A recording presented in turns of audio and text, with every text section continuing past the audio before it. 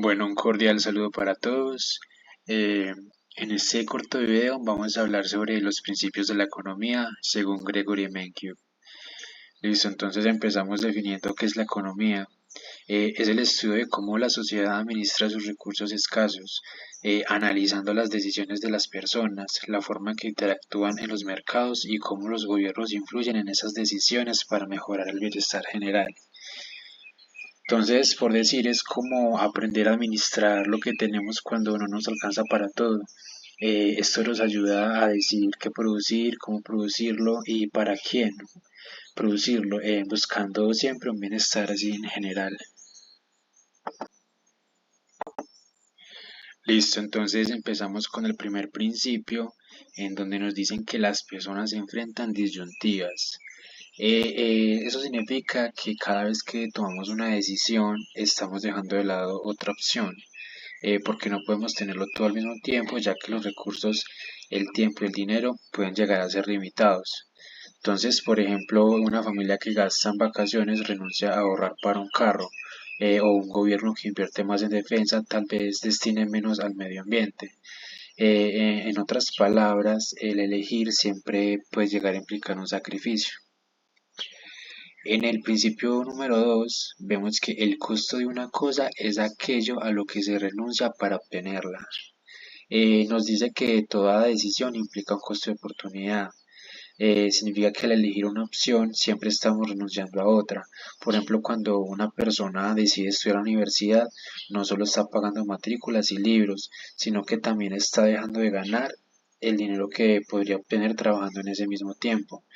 Entonces, reconocer este costo oculto es importante porque nos ayuda a tomar decisiones más conscientes y realistas.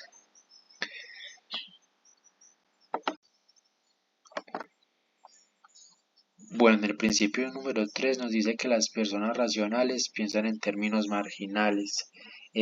Acá vemos en este principio, nos indica, por ejemplo, que pensar en términos marginales nos ayuda a tomar mejores decisiones, ya que esto nos puede permitir comparar los costos y beneficios adicionales.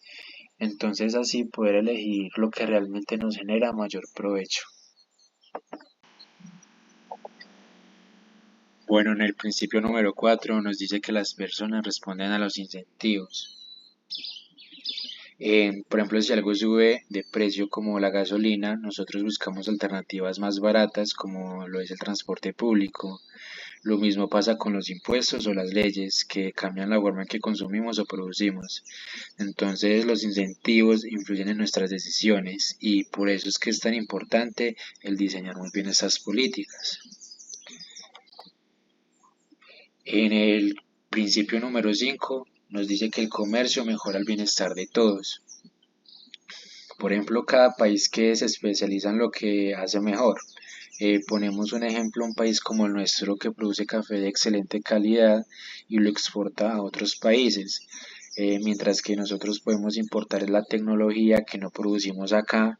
Entonces, de esa manera, todos accedemos a más bienes y servicios a mejores precios. Entonces, vemos que el comercio no es una competencia en lo que uno gana y el otro pierde, sino una oportunidad para que todos se beneficien.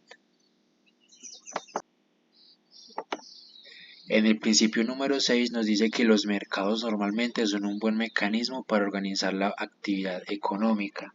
Entonces nos dice que en una economía de mercado las decisiones sobre qué producir y qué consumir las toman las familias y las empresas buscando su propio beneficio. Y gracias a la llamada mano invisible, los precios funcionan como guía que coordina esas decisiones y permiten que la economía se equilibre y genere bienestar. Sin embargo, por ejemplo, cuando el gobierno interviene demasiado, esas señales se distorsionan y se pierde eficiencia, como ocurrió en los países comunistas.